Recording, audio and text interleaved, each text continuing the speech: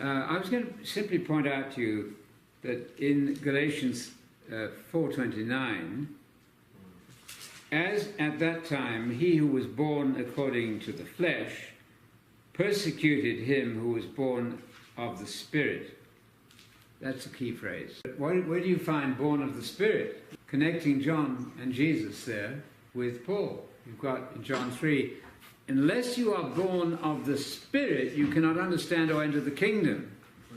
And here, the same phrase, he who was born of the Spirit. In Abraham's case, he was a Christian before Christian times. Abraham was, and also the others.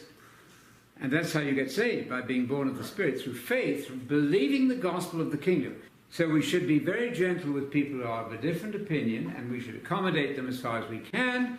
But if they're going to invade our church and try to change the whole church into Sabbath keepers, that's a different issue. In Romans 14, he says there are some weak in the church, that would be 23 million Seventh-day Adventists, who think that vegetarianism is the only way to go. Go gently with them. That's what they've always believed. And bring them forward. One would hope that after 2,000 years we could get beyond weakness. Some people consider one day above another day. That would be people coming from a Jewish background, undoubtedly. But try to persuade them.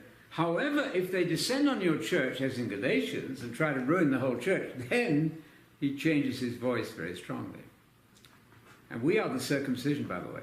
We are the circumcision. Philippians 3:3, we are the true Jews. The international, Abrahamic, Unitarian believing, Unitarian monotheistic believing group are the true circumcision.